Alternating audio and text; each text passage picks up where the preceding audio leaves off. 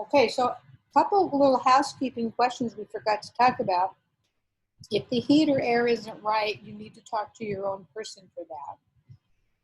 And if you're running out of water, tea, coffee, sorry, can't help with that either. I really think we should have had shared cookies though. Anyway, I think we're having some very good presentations.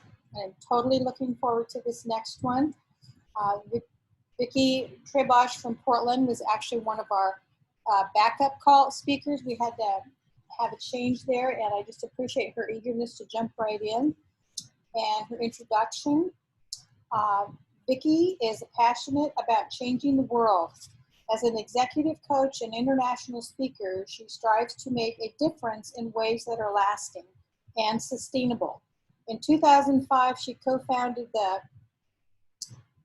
okay, I'm saying this wrong, even though she wrote it out, Itafari, thank you, Foundation for Rwanda. Through small donations over the years, she and her team have raised over $1.5 million. Amazing. Currently pursuing her master's at Harvard University, her goal, well into her 70s, is to continue to impact the world.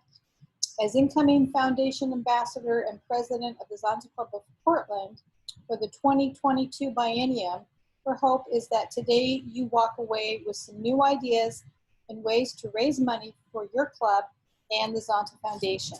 Thank you, Vicky. Thank you so much, Debbie. Share my screen.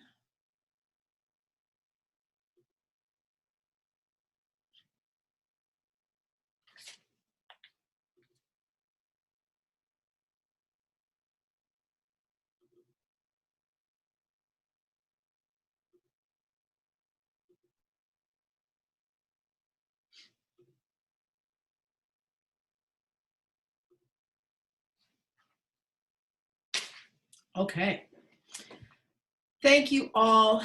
And I would like to say good morning from Lake Oswego, Oregon. This is the opportunity I have to personally acknowledge that Clackamas County is located in the traditional homelands and tribal territories of Kalapuan, Upper Chinook, and Molallin tribes and people. I recognize the historic and ongoing relationships with Kalapuan, Upper Chinook, and Molallin, and other tribes of Clackamas County. Again, thank you, Debbie, for the introduction and for giving me the opportunity to talk today. I would also like to thank Tim Reynolds, who has been the ambassador and really was my inspiration for doing this. When I met him last year at the District 8 conference, I was so impressed with all he was doing, and it really made the foundation real to me because it's so far away, and how do we really connect? So thank you, Tim, for being such a good leader in this field, and I hope to be able to do a good job in following your footsteps. You may have questions. I'm hoping to leave you some time. I've got about 40 minutes, so I'll make sure that I'm done by 20 after the hour. And if you have questions, put them in the chat box. I won't see them right now because my screen is my full screen of my presentation, but I will look at them, and I really want you to ask the questions that you're wondering about around fundraising. It is tough to raise money, but so much of it is a mindset, and that's what I hope to help you think about today.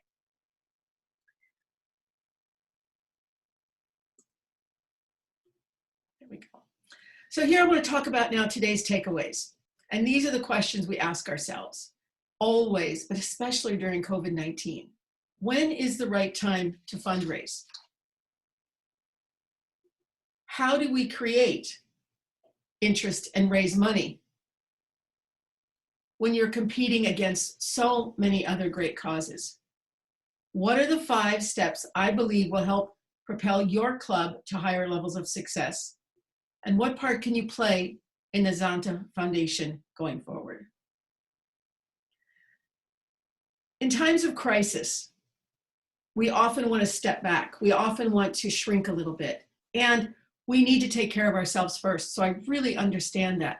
But this is the time when so many shrink, we can expand. And when we do that, we can take opportunities that are in front of us and allow other people to benefit as well. We're so concerned about competing causes. But I just want you to remember something. When I started my foundation for Rwanda in 2005, it was during the time of the Great Tsunami. And hundreds of millions of dollars were being given to that cause. And people said to me, Vicki, this is not a time to start a new foundation. But what I've always known and what I believe about Zonta and the causes that we support and encourage is that not everyone will care about child marriage. Not everyone cares about violence against women. Not everyone cares about even empowering women.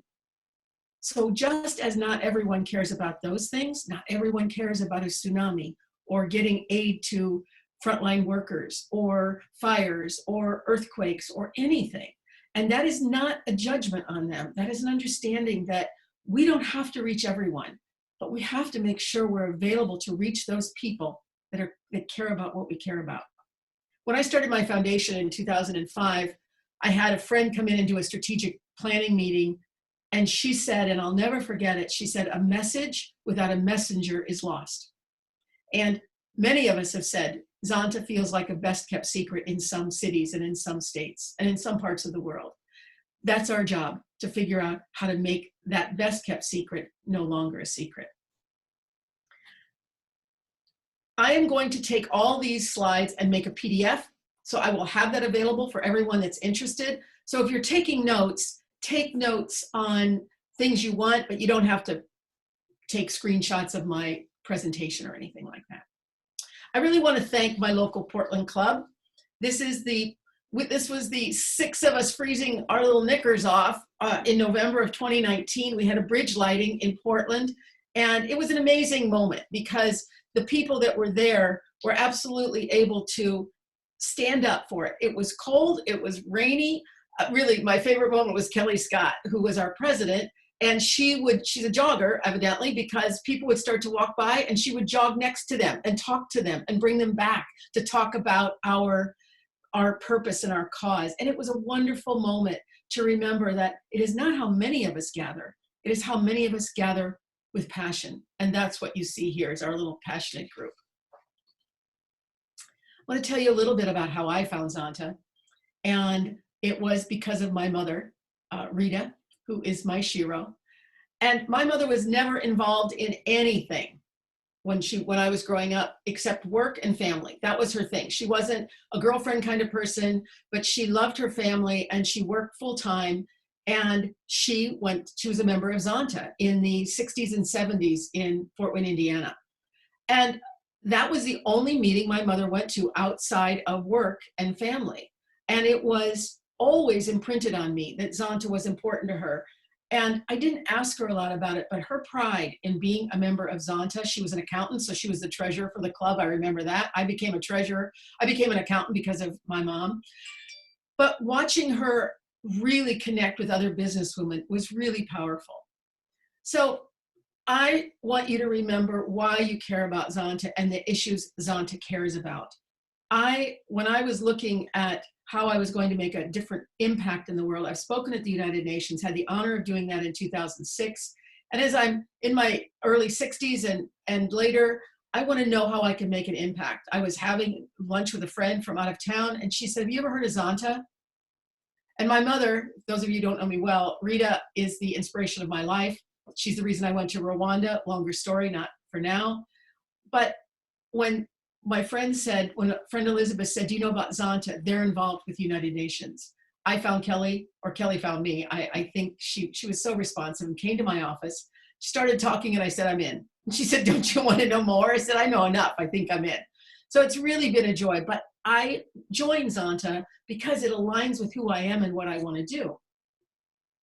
And the best fundraising comes from that very personal place of passion and belief in the cause.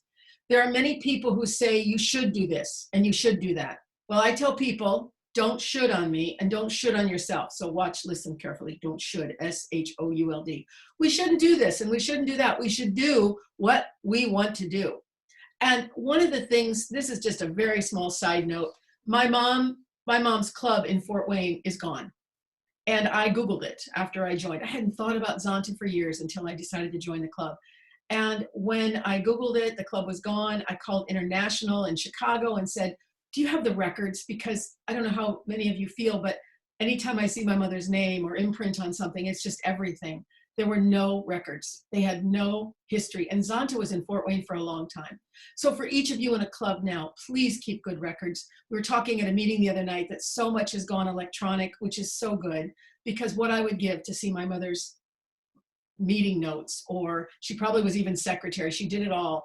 And I would love to see her imprint on Zonta, because it is the women that come before us that make us so passionate and have given us this base to work from. So that's just a personal thought. Now I kind of want to move into what is the value of consistent donors and donations. All of us who raise money know that it's as hard to raise $1 as it is 100, as it is 1,000. It is that getting that machine going that's really important. But I like this graphic because it shows you how important it is to get your donors involved in more than just, we're doing a fundraiser, can you give us $50?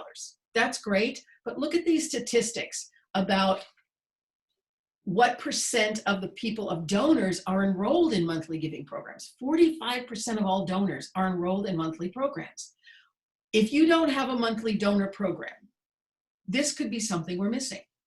The average monthly online donation is $52. You see something, hold on, I gotta move, some of these things are in my way. Compared to the average one-time gift of 128. So if we can get monthly donations, and if you've ever been part of a fundraiser for public radio, man, they're relentless. But they say, give us $10, give us $25. Imagine getting 100 people to give you $10 a month. 100 people to give you $10 a month. Anybody can do math. That's $1,000. Or we go for a bigger donation once and we don't get further. There's a 42% increase in giving for people who give monthly, because when you set up a reoccurring payment, that's going to be your opportunity to keep connecting with your donors. And with that, you give them other opportunities to showcase what you're doing and feel even better about it. I had a child sponsorship program for my foundation, Itafari, and for children. And we had donors. We had one donor, it was about $30 a month, and they started with one child. They went up to 18 children a month at $30 a month. I said, you have a soccer team on your hands. But as they got more involved and they got the letters from their children, they wanted to sponsor more and more children. It really does increase giving when we can figure out how to help people give more often. And there was a 40% increase in monthly giving revenue in 2017. Now, if you're concerned about, well, this is not the time to start that, I always say, when is? And though it might start small, once we have the building blocks, then we can build something greater. So I want to talk to you about the 5 steps that I believe it will take to do this work and the considerations. Number 1, we have to set our goals. We all know that we measure what matters. If you don't have a goal for your program, sometimes we don't set them because we're afraid we won't meet them. And I appreciate that. But you never meet a goal that you don't set. And if you set a goal, you have to look at ways to not only reach it, but what it means if you don't, how to course correct. And we have to measure twice, meaning measure twice, cut once, as they say, because what you have to do is figure out, how much do I want to raise? How possible is that? Do we have everything in place? And then feel free to adjust. But once you set that goal, don't be ashamed to put it out there in the world. An imperfect plan executed is better than a perfect plan never executed. And some of us can suffer from paralysis by analysis because it's not perfect. Well, if you've ever had a phone and you've ever had an app, how often does this app work the first time? If I get one more update for one more app, because they put them out there and then they keep correcting it as they go along. Nobody waits. Why should we? So the first question you should ask yourself is, how much do you want to raise? And don't aim low. Everybody heard of a BHAG, which is a big, hairy, audacious goal. Set them big, set them reasonable. And sometimes we set a goal and then a stretch goal because we should feel that we're reaching some goals and we need to celebrate those moments. Do you have a budget to fund your event? Now, you may not. And so if you don't have a budget, how do you get people engaged knowing it might be smaller until you get some funds? I know our club is pretty small, so we don't have a lot of money. We couldn't say, all right, let's start a new program and we're going to put $5,000 as seed money toward it. We don't have $5,000 for seed money.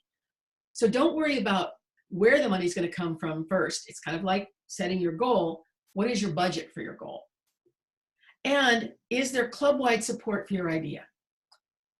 Some of us can get very excited and forget nobody else is excited.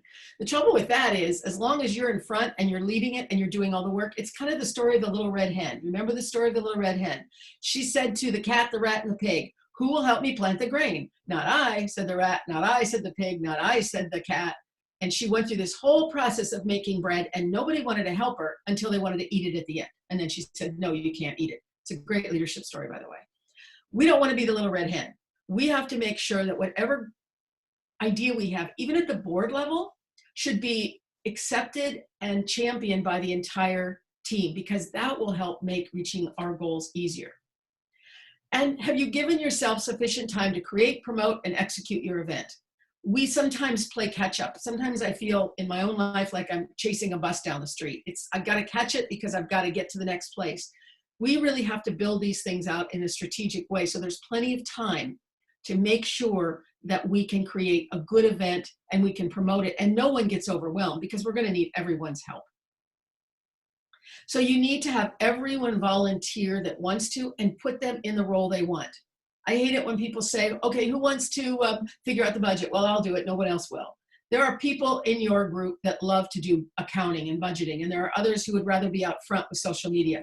Let people find their right seat on the bus, as they call it. Don't try to cram someone in because they always do it. Help them figure out where they want to volunteer. And how do you have virtual events during COVID-19? I was on a call the other day with an organization called Winspire, and they are all about helping organizations promote events. And right now, everything's virtual. But here's the perfect example. This conference. There are about 100 people at any one time listening in or so. That's more than show up in person.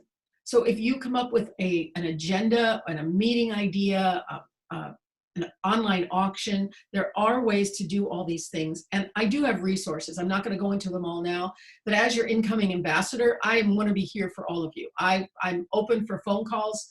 Anyone who knows me knows you step on my foot and my mouth open, so I can talk. I can help you. I can help you think about it. And I think when we do that, you'll be able to raise money virtually. And then when we go back to a new normal of getting together, you'll have some momentum. And the things that you need to think about, whether it's virtual or in person, is to be authentic, be accessible, and be available. Show people that you are really interested in listening to them and helping them find a way to support you. Number 2, identify your target donors. Not everyone is a target. Not everyone who is a woman cares about the issues. We all have to realize that people are in different places in their lives. So who are your targets? What do they care about? And develop donor personas or representatives of your ideal donor. Now, what that means is that you start to understand what motivates your donors. And when you realize what motivates your donors and your cause aligns with that, they're more interested in what you're doing than you would know. But sometimes we put things out there, and just because the people we're talking to aren't interested in it, doesn't mean we should abandon it because we're interested in it. Now that for me makes me double down and go, okay, who's interested? Working in Rwanda with all the things that go on in the world, people say, look, I have to care about the people around me right now.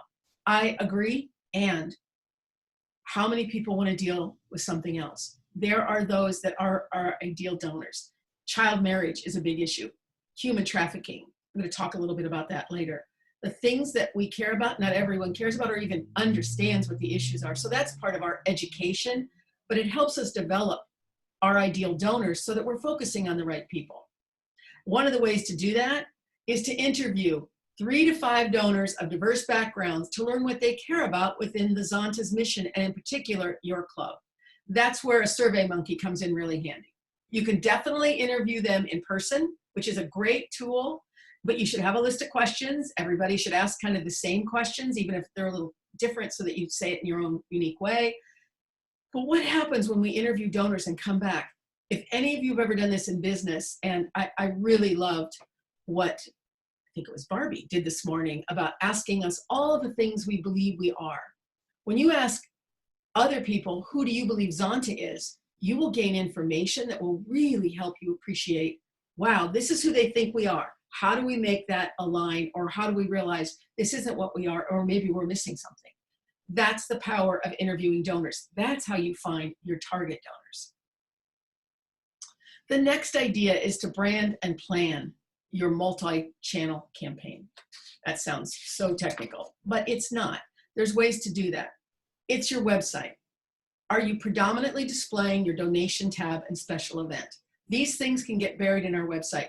I think Zonta International's website is a great example. You have to really get in there and find out what you need. Now it's huge, and I'm not arguing with it or saying it's wrong, but I'm saying it's complicated.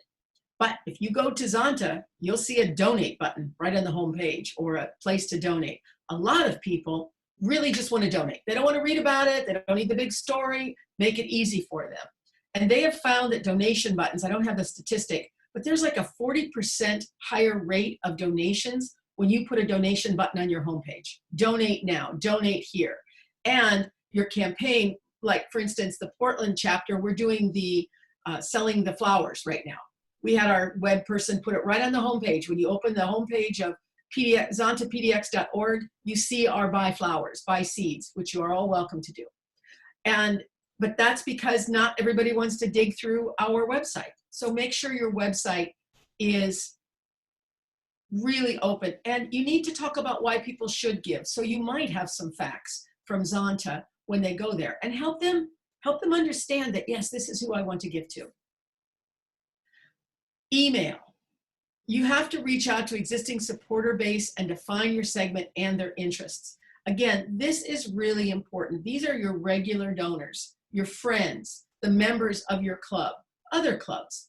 Help them see what you're doing, and don't always go back to the same place. Ask people to support. If you have a newsletter, a local newsletter in your club, which Portland doesn't, but now that I'm saying that, all the Portland people, they go, great, she just thought of something else. Well, I did, but that doesn't mean it's going to happen because I'm not doing it. And that's the point, right? People come up with ideas, they go, I can't do that. That's not my thing.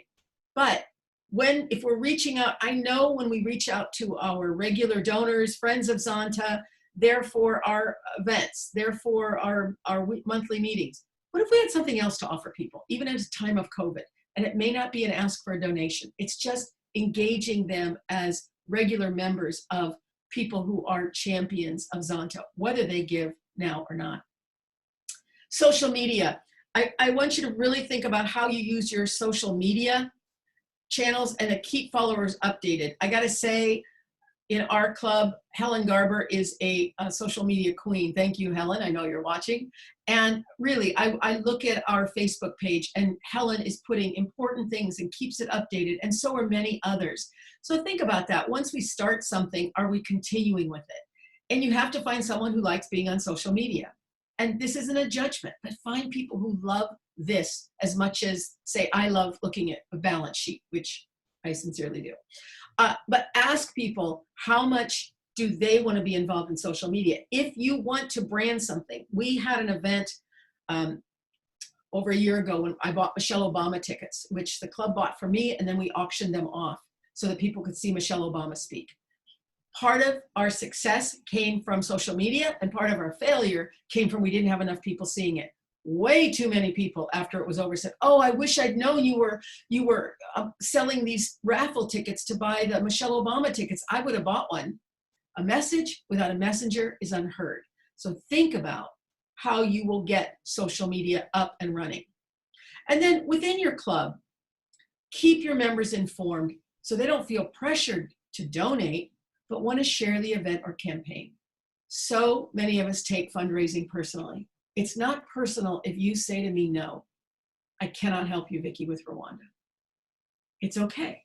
What's important is that I ask, because if you ask any major donor who's ever given a lot of money, other people say, well, why did you do that? And honestly, more often than you would believe, they say, because you asked. They asked me for the money. And we get really nervous asking for money, but all they can say is no. And if we can find out why, that would be good. But not everybody wants to give. I was in a capital campaign for the Oregon Food Bank. And I was supposed to raise $1 million. I was an executive at a bank. And I thought, okay, I can raise I had to raise $100,000. And I have my mentor, who is a multimillionaire, great friend, amazing man who's done so much. So I knew if I went to Roger, he could literally write the check for $100,000. I'm done. So I go to Roger. I say, hey, Roger, I'd like to meet with you. I am in a capital campaign. So I didn't want to surprise him. I said, I'm in a capital campaign and I would really like your help. He goes, come and see me, Vic. So I went to see him in his office. I talked to him about the Oregon Food Bank, that Oregon had the most hungry children in the country, and we needed his help raising money. I know for a fact he has given millions of dollars to different organizations. And Roger looked at me and he said, no. And because he's my mentor, I could say to him, why not? He said, Vicky, I don't see the hungry in Portland. So my answer is no. Now, some of you might think that's a terrible answer. But at that moment, which was easily 15 years ago, I went, oh, don't ask people with money for stuff they don't care about. But I continued to share it. I did raise the $100,000, but I didn't do it in one shot. I did it in small amounts. I know I'm going really fast, but I really want to try to leave some time for questions. The next one is to promote and optimize any events or what you're doing. Hitting go is easy, but you have to evaluate and identify areas to improve your campaign or event. What we often do is just put it out there once, and then we go, all right, how's it going? I did that with Michelle Obama. I thought we'd have no trouble getting $10,000. I think we made, I can't even remember, not enough, but it was $3,000 or something after costs. $3,000 I'm not going to say no to, but we have to, I kept doing the same thing over and over. We had some people in the club also promoting it, but it obviously wasn't evaluated closely enough. It was a short time frame, and that again was on me because we didn't have too long to sell the tickets, but we have to really think about how we evaluate what we're doing. And this is a little more technical, but there are days and times when email rates are hit higher than other days. Can you tell? If you use Eventbrite or anything, you can see who's opened your emails. You can look at that. And you really need to consider, when is the best time to get our messages out? Are we getting them to the right people? That will help you raise money. And get back promptly to people with questions. One of the things people don't like is they say, please let us know if you have any questions, and then they hear crickets. My foundation, Itafari, was small, but people loved it. If they were choosing to give money between me and World Vision, which also works in Rwanda, they might give it to me. And I'd say, why did you give me the money? And they said, well, Vicky, if I write to you, you get back to me. If I write to World Vision, which has a huge impact, I don't hear back from anyone. So by getting back to people, they felt they were being heard, and then they have a chance to help us. Don't take feedback personally. It's a gift. I am an international speaker. I give feedback to speakers. I get feedback as a speaker. Don't love it, but also need it. But some of the feedback I've gotten has been so helpful that it has changed the way I speak and what I do. If we're not willing to hear the feedback, then we'll never get better. And we need to get better at what we're doing because the cause is so great. Include updates on your progress to keep the attention of your donors. It's not a one and done for a donor. They give you $10 and you're like, thanks for the $10. That may be a lot of money to them. It's sort of like the widow's mite in the Bible. They're giving something, that $10 might mean more than somebody gives 1,000. So make sure you're updating your donors on the progress that you're making so that they feel engaged and part of it. The fifth one is show gratitude with unique communications. A thank you goes a long way, a personal thank you. If you know a donor, you might, if you have a list of donors and you don't know who gave it, you might send it out to your club and say, does anyone know Vicky Trabosh? She gave $10. And Tommy might say, I know Vicky, let me write her a note and thank her for that. Those unique thank yous go a long way rather than the automatic ones. They should get an automatic one. They should get something that says we received your donation, but a personal note, we know what it feels like to get one. Remember that as the giver. And sometimes you must contact donors without always asking them to give. Don't put a give in every ask. Sometimes when I give a donation, I immediately get back a request for another donation. yeah, I probably won't do that. But it is a chance to remind people of the greatness. If something happens with Zonta International through the programs we're supporting and you want to show a win, let them see it. They will be so excited because we're getting we're getting a lot of news. It's either one asking us for something or telling us something is really going down the toilet. How can we be honest with people, tell them the truth, but also give them messages of hope? And offer exclusive invitations to attend a live or virtual event. Now, we have more people here than I recall being at District 8 last year when we were up in Washington. And so we have a greater audience in some ways. Do we like getting together in person? Yes, but some people like this better. So how can we offer invitations to attend a live or an exclusive event, a virtual event? That will help people feel engaged. And then ask for feedback in a survey to find out if what you hoped to deliver was realized or learn some unexpected good news. SurveyMonkey is free if you've never used it, or you might have another survey tool. I have an enhanced SurveyMonkey, and as your ambassador, you are welcome to use my SurveyMonkey if you need it, because you can ask more questions, you can get more details, and then I'll just send the data over to you and you can take a look at it. But it's really important to know how to offer unique communications by finding out what people are thinking. Finally, there's an African proverb that says, if you want to go fast, go alone. If you want to go far, go together. My goal as ambassador is to go far in this role. I really am honored to be asked to do this role. And if I do it, I will not do it alone. So I want to ask you, you don't have to answer today, but you can send me an email, if you would like to volunteer and help promote the interest in Zonta International Foundation. Let's go far together. And here's what I believe the value can come to you if you do this. One, you'll learn how to fundraise at an international and local level. This is not magic. It's not something that people do naturally, but it is a skill. And there are ways to learn how to raise money better. Don't want you to be intimidated by it. And I never walk by a penny on the road. Some people walk by a penny like that's not enough. If I'm looking for money, a penny's money to me. So I don't care whether we're raising a penny or 1,000 pennies. Let's learn how to fundraise and own that and feel good about it. Become knowledgeable about the Zonta Foundation. That's part of my new job. I don't know enough. I certainly know some, but as we become knowledgeable, when people ask us questions, we're able to give them answers. And I'm never afraid to say, I don't know, but I'll find out. And then I get back to people. If you get part of my little committee, which I would really love, we'll brainstorm great ideas and help implement them for your club and for the greater good. I don't know. I just told my husband, I went upstairs to get a cup of coffee. I said, we're going to be doing some traveling this year. Not yet, but I want to come to your club if you want me. I want to come and talk about this. I clearly have a passion for it. I'm not intimidated easily, and I've raised enough money through small amounts to know it's possible. So I'm not going to say we can't do this. Yes, we'll get through the things that scare us, and then we'll get on to what we can do.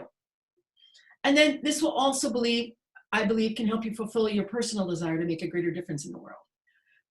Like me, I want to do more in the world. I'm going to Harvard to get my master's because I eventually want to work at the United Nations. And I just didn't think my undergrad degree from Indiana University from 1981 in accounting would help. So I thought, well, how do I get a position in the world that'll allow me to have a voice in something I care about? And that's why I'm going to Harvard, and I believe it's going to work out. We'll see. But no matter what, the gain that you get from furthering your education is always good. But I believe that this committee, because I really am thinking this way, if you're interested, I'd love to have you participate. And then finally, you will join other change makers in District 8. I don't know a lot of people in this organization. I've only been part of it for a couple of years. I am more of an ambivert than an extrovert. So I'm cool with this virtual meeting. It's really nice. And yet I really want to get to know more of you. And this will help me get to know you, and hopefully you get to know me. So finally, I just want to say again, Tim, thank you for doing such a great job in this. You really have inspired me, and anything anyone likes about this presentation, put it up to the inspiration of Tim, because he's why I wrote it this way. And the one thing I want to say is that this work that we are doing Practice makes permanent. We have to practice fundraising to make it permanently part of what we do. We won't get perfect, and I don't want to be perfect. And I want to thank each of you for all you do. Nothing is too small. You never know when you will save a life. I'm going to finish with a story about a woman named Nadia, a young woman. I have sponsored a little family in Rwanda, one little family since 2006. And Nadia and her brother Samuel and her mother Claudine have just become part of our family. And Nadia is now about 22. They're so poor. We send money every month, but it's not going to change their lives specifically. Nadia contacted me through a friend who's from Rwanda. I speak a little Kinyarwanda, but not enough. And Nadia wanted to go to China. And the final class I'm taking at Harvard while I'm working on my thesis is about trafficked and enslaved people around the world by Dr. Orlando Patterson, who is a worldwide expert on slavery and trafficking, which includes child brides and sex trafficking. There are over 40 million enslaved and trafficked people in the world today. This is a huge issue that we don't hear a lot about. But we were studying trafficking and how, because of gendercide, I don't know if you've heard of gendercide, it is the elimination of a sex. China practiced gendercide for years, killing girl babies. And so guess what now? They don't have enough women in the world, women in China for the men who want to have sex. So what happens is they traffic young girls to China. Nadia contacted me, and if I hadn't been in this class, she said, you know, Mama, she calls me Mama, she said, Mama, I have a chance to go to China and study. Now, there's nothing else she can do in Rwanda. So it's like, yeah, maybe that's a good idea. But because of this class, I thought, study in China. China is deeply involved in Africa, deeply involved in Rwanda. And I thought, there's no way she's going to China to study. Somebody is trafficking her. They tell her she's going to study. They're going to get her to Rwanda. They're going to get her to China. She'll become a sex trafficker. She'll become sex trafficked, and she will disappear from this little family that loves her so much and who we love. So I rang the bell, and I said to Nasira, who translated, I said, you tell Claudine, who is like my daughter, their mother, I said, you tell Claudine her daughter is going to be sex trafficked. There's no awareness of that. I scared her so badly. Nadia is going nowhere. And I thought, you know, that's one life that I have saved, not that I saved, but because Orlando Patterson keeps teaching this class at Harvard. So please never think that what you do doesn't make a difference. You may not know. I am so fortunate. I wrote to Dr. Patterson to let him know. I didn't hear back from him. I don't know if he got the email, but what I know is we make a difference. So I want you to know that you can make a difference through giving, you can make a difference through asking, and together we can go far. Thank you. And I hear a big wow. That was amazing, Vicki. Thank you so much. And of course, if there's questions, please text them to her and we'll give her a few minutes to look them over. And I'm assuming, Vicki, we can get your PowerPoint sent to us. Then we can take care of that, right? Stephanie, should I send it to you? I'll send it as a PDF. Yep, I got it. My mouth is full, but my hands are working from Stephanie. So any questions? And if you don't have specific questions about fundraising right now, get to me. At the end of my presentation was all my contact information, Twitter, LinkedIn, email me with your questions and we'll talk. Because this is not something, you know, I've learned this because I've been doing it since 2005. So let me know what kind of questions I can help you answer so that you can get past any obstacles to raising money. I don't see any in the chat. And if anyone wants to go off mute and ask it live, that's fine with me as well.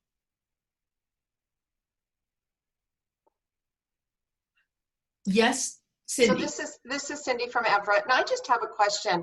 I enjoyed your presentation, and I think it's great getting clubs to increase their fundraising ability. As you take on the responsibility of the foundation ambassador, I would love, as you go down the road, to get us some information on how clubs can encourage their membership to increase their donations to the Zonta International Foundation. Because I know that's something that our club struggles with. I agree, and I think it has to do with people all, have limited treasure to share. So we have to come up with a really compelling reason why Zonta Foundation rather than something else. And that's where we have so much information, we almost don't know where to start. So I would say that we'll talk about it, Cindy. You and I can have a conversation, or we can have a conversation with your club. But it's like, okay, if we have 1,000 things to do, like in Rwanda, I've closed my foundation, by the way, because we finished all our goals and now I'm helping another group. But we only worked in certain areas. Child sponsorship, bought goats for child-headed households, built a high school, imported the jewelry, and microfinance. We didn't work in food. We didn't work in mental health. We didn't work in building. So you pick what you want to do. And if the club together chooses it and says, okay, let's make a push about one area, I think we'll have a greater involvement. Because we cannot, I always say, as I teach coaching and leadership, all people are motivated, but we can't motivate anyone. So that's why it's important to know what motivates them, offer them that opportunity, and then they'll do the work. But if I just think, you can see I get real excited. Great. You're all just like real excited right now. But when you get off this and you're moving on to something else, what's going to make a difference is that you actually feel like that's for me. Not a she's right, she should, she's right, we should do this. It's got to be a that's right. That's what we need to do. And I think that conversation can happen after today. And I'm really open to meeting however works for all of you. I think I'm out of time. Everett does sound beautiful. Just not quite yet. So I think I'm out of time, so I will stop. Thank you all.